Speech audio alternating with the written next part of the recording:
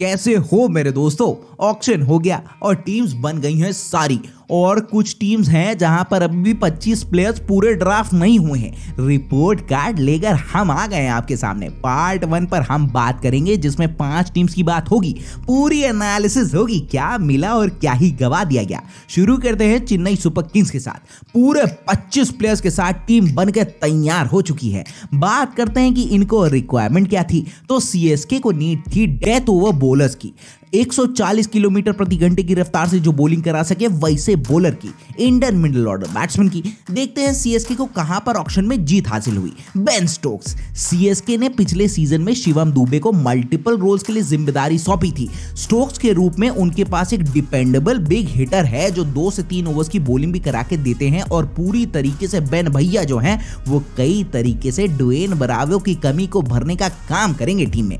Kyle Jamieson भी अच्छे bowler हैं जिनको पिक किया गया है सेटअप में, जो तेज गति से बॉल डाल सकते हैं, लेकिन वह चोट के कारण लंबे समय से बाहर थे तो इंजरी टाइम उनका ज्यादा हो गया है। अब बात करेंगे जहां पर कमी रह गई या फिर कह सकते हो चूक हो गई सीएसके से। पहली बात, एमएस धोनी के लिए एक बैकअप ही नहीं खड़ा कर पाई ऑक्शन में, जिसको ड्राफ्ट करना था सीएसके को इंडियन प्लेयर के तौर पर।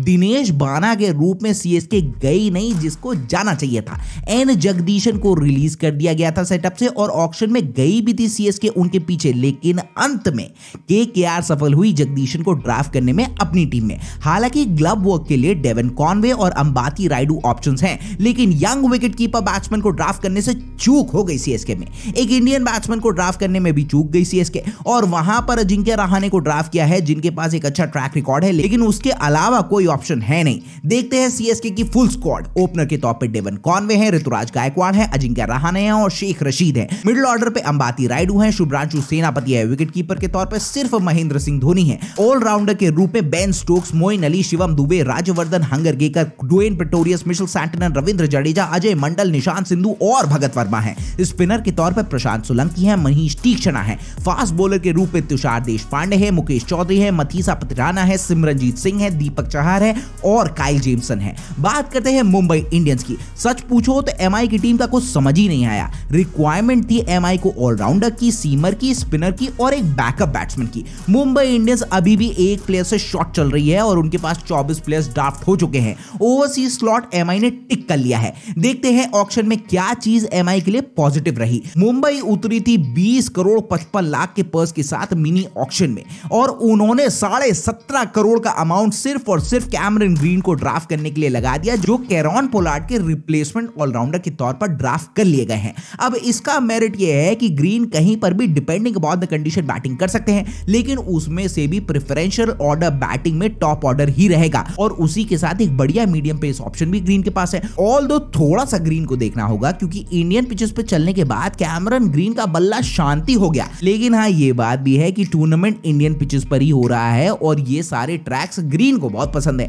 एमआई के ओनर आकाश अंबानी ने कहा कि उम्र के हिसाब से भी प्लेयर सही ड्राफ्ट हुए हैं, क्योंकि यहां से हम टीम को फ्यूचर रेडी कर रहे हैं और ऐसे ऑप्शंस टीम के पास है जो आगे चलकर टीम के लिए क्लच कर सकते हैं और फ्यूचर प्रोस्पेक्टस वाले बॉक्स को भी टिक करके चलते हैं। अब लॉस की तरफ भी चल लिया जाए। हैरानी की बात है कि एमआई ने कोई डोमेस्टिक सीमर खरीदा ही नहीं और कई डोमेस्टिक बैट्समैन भी टीम में ड्राफ्ट नहीं किए गए हैं, जो उन्हें सही में डोमेस्टिक और ओवरसीज संतुलन खोजने में समस्या पैदा कर सकता है, जिससे कि उनके फ्रंट लाइन ओवरसीज प्लेयर्स में से एक बेंच को छोड़ दिया जाए। तो एमआई का स्पिन अटैक पिछले साल का सबसे ही कमजोर था और मुंबई ने अपने स्पिन अटैक को धारदार करने के लिए मुंबई के ही स्पिनर शम्स मुलानी, पीयूष चावला और अनकैप्ड नेहल वधेरा की स्पिन डिपार्टमेंट जोड़ी को टिका दिया है मामला। अब बैकअप सेक्शन में मुंबई ने विष्णु विनोद को खरीदा है जो ईशान किशन के लिए स्टैंड इन कर सकते हैं। बुमराह और आर्चर फिट हो तो बॉलिंग अटैक बिल्कुल कमाल का दिखता है, अगर नहीं है तो परेशानी है, क्योंकि मुंबई झाय रिचर्डसन से आगे बैकअप खरीदने में असमर्थ दिखी है। देखते हैं फुल स्क्वाड एमआई का। ओपनर्स के तौर पर रोहित शर्मा है, मिडिल ऑर्डर पे सूर्य कुमार यादव, टिम डेविड, डिवाल ब्रूविस और तिलक वर्मा है। विकेट कीपर के तौर पर ईशान किशन है, ट्रिस्टन स्टब है और विष्णु विनोद है। ऑलराउंडर के रूप में कैमरन ग्रीन है, अर्जुन तेंदुलकर है, रमनदीप सिंह है, शम्स मुलानी है, नेहल वधेरा है, ऋतिक शौकीन है, अरशद खान है, युआन यानसन है। स्पिनर के तौर पर पीयूष चावला है, कुमार कार्तिकेय है और राघव गोयल है। फास्ट बॉलर के रूप में जसप्रीत बुमराह है, जोफ्रा आर्चर है, जाई रिचर्डसन है, जेसन बेरेंडॉर्फ है और आकाश मधवाल है। अब चलते हैं राजस्थान रॉयल्स की तरफ। ऑक्शन से पहले उनकी रिक्वायरमेंट थी कि उनको चाहिए था एक ऑलराउंडर, डेथ ओवर स्पेशलिस्ट और बैकअप ओवरसीज प्लेयर। तो पिछला मेगा ऑक्शन जो था उसमें अच्छा कोर बनाया था राजस्थान रॉयल्स ने, लेकिन उनके पास बैलेंस को बनाने रखने वाली यूनिट का अभाव था। अब मैटर को बहुत हद तक रिजॉल्व कर लिया था जॉस बटलर और यजुवेंद्र चहल ने, जो कि ऑरेंज और पर्पल कैप विनर्स थे। रॉयल्स ने इंग्लिश क्रिकेटर्स में इंटरेस्ट दिखाया और सैम करन और बेन स्टोक्स के पीछे बहुत ही कड़ी मेहनत कर डाली। बाद में लिमिटेड पर्स के चलते टीम को पीछे जाना पड़ा और बाद में जेसन होल्डर के साथ ही संतोष करना पड़ा। हिमाचल प्रदेश के आकाश वशिष्ठ को एक शानदार सैयद मुश्ताक अली ट्रॉफी के बाद ले लिया गया है, जहां उन्होंने अच्छे रन्स बनाए और विकेट्स के लिए भी उनको भूमिका दी जा सकती है। जो रियान पराग स्ट्रगल कर रहे हैं ना 3 सीजन से, वहां पे आकाश वशिष्ठ बहुत ही हैंडी पिक है। रॉयल्स हैरी ब्रुक को सनराइजर्स हैदराबाद और विल जैक्स को रॉयल चैलेंजर्स बैंगलोर से हार गए, लेकिन जो रूट को बटलर के बैकअप के रूप में खरीद लिया गया है, जबकि उन्होंने साउथ अफ्रीकन डोनोवन फेरेरा को शिमरॉन हेटमायर के बैकअप के रूप में खरीद लिया है। एडम ज़ैम्पा और मुर्गन अश्विन को बैकअप के लिए खरीद लिया गया है ताकि अगर चहल मिसफायर हुए तो दोनों को इंप्लीमेंट किया जा सकता है। देखते हैं फिर फुल स्क्वाड। ओपनर के तौर पे यहां पे जॉस बटलर, यशस्वी जायसवाल और देवदत्त पडिक्कल है। मिडिल ऑर्डर पे संजू सैमसन, शिमरॉन हेटमायर, रियान पराग, जो रूट है। विकेट कीपर के रूप में ध्रुव जुरैल, डोनोवन फेरेरा, कुणाल सिंह राठौड़ हैं। ऑलराउंडर के तौर पे जेसन होल्डर, आकाश वशिष्ठ, अब्दुल बसीत है। स्पिनर के तौर पे यजुवेंद्र चहल, रविचंद्रन अश्विन, एडम ज़ैम्पा, केसी करियप्पा और मुर्गन अश्विन है। फास्ट बॉलर के रूप में Prasidh Krishna, Trent Boult, Navdeep Saini, Obed McCoy, Kuldeep Sen, Kuldeep Yadav और केएम आसिफ आ गए हैं।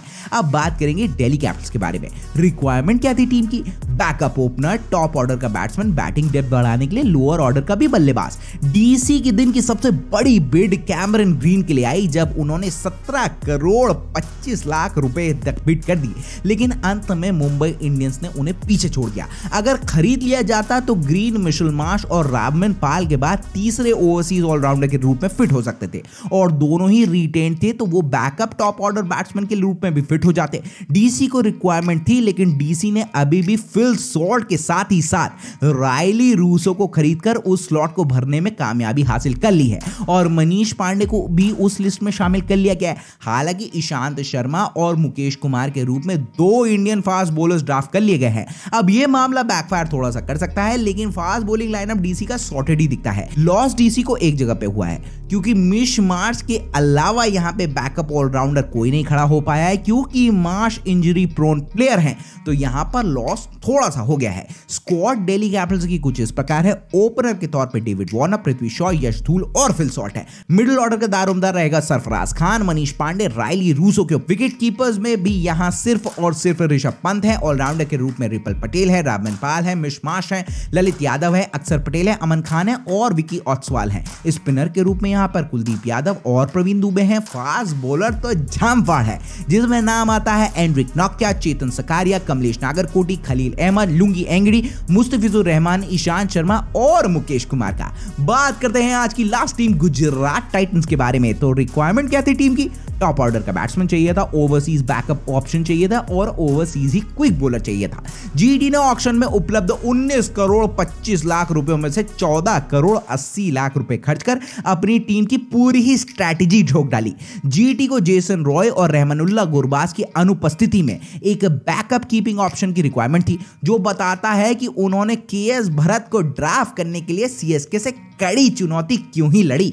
जीटी को नंबर 3 पर भी किसी की जरूरत थी और उस पोजीशन पे केन विलियमसन टीम में आ गए। हालांकि पिछले सीजन का स्लो स्ट्राइक रेट और टी20 में परफॉर्मेंस केन पर हावी पड़ने वाला है, ऐसा दिखता है। उर्विल पटेल जो बड़ौदा के लिए ओपनिंग करते हैं और कीपिंग भी कर सकते हैं, उसके लिए दोनों बॉक्सेस को टिक करते हैं। अपनी तेज गेंदबाजी को मजबूत करने के लिए, जिसमें अब केवल अल्जारी जोसेफ ही ओवरसीज चेहरे में थे, जीटी ने आयरलैंड के फास्ट बॉलर जोशुआ लिटिल और वेस्टइंडीज के ओडियन स्मिथ पर इन्वेस्टमेंट कर दी है। इंडियन फास्ट बॉलिंग के पूल से जीटी ने राजस्थान रॉयल्स से कड़ी चुनौती का सामना करने के बाद शिवम मावी को हासिल कर लिया और मोहित शर्मा को उनके बेस प्राइस पर अक्वायर कर लिया गया है। जीटी के लॉस में गुजरात में एक मार की ऑलराउंडर के लिए बोली नहीं लगाई क्योंकि उनके पास पर्सी केवल 19 करोड़ 25 लाख रुपयों का अवेलेबल था और उनके पास हार्दिक पांड्या ऑलरेडी है। अब बैकअप के रूप में ओडियन स्मिथ को खरीदने में वो कामयाब रहे हैं। देखते हैं फिर फुल स्क्वाड। ओपनर के तौर पे शुभमन गिल और केन विलियमसन आ गए हैं। मिडिल ऑर्डर में Abhinav Manohar, David Miller, B Sai Sudharsan, wicket keeper के रूप में मैथ्यू वेड, वृद्धिमान साहा, के एस भरत और उर्विल पटेल है। देखना होगा किसको खिलाया जाएगा। ऑलराउंडर्स में हार्दिक पांड्या, दर्शन नारकंडे, राहुल तेवतिया, विजय शंकर, रशीद खान और ओडियन स्मिथ है। स्पिनर के रूप में जयंत यादव, नूर अहमद, आर साई किशोर है। फास्ट बॉलर के रूप में प्रदीप सांगवान, अलजारी जोसेफ, मोहम्मद शमी, यश दयाल, शिवम मावी, जॉशुआ लिटिल और मोहित शर्मा हैं। तो ये था पहला पार्ट। आप अपनी राय हमें कमेंट बॉक्स पर बताना और अपना फीडबैक जरूर देना। कैसी लगी आपको ये वीडियो? अच्छी लगी होगी तो फिर वीडियो को लाइक और शेयर करना, और हाँ अगर कंटेंट अच्छा लग गया होगा तो फिर सब्सक्राइब करना हमको। देखो मौज तो उसमें ही बहुत सही वाली होती है ना। इतना सब जब कर दोगे तो फिर बेल आइकॉन भी दबा देना। फिर जैसे ही हम वीडियोस डालेंगे आपको पता चल जाएगा कि स्विंग की वीडियो आ गई है। अच्छा तब तक ना अपना और अपने घर वालों का बहुत ध्यान रखना, वो बहुत इंपॉर्टेंट बात है। फिर मिलता हूं मैं आपसे, ठीक है।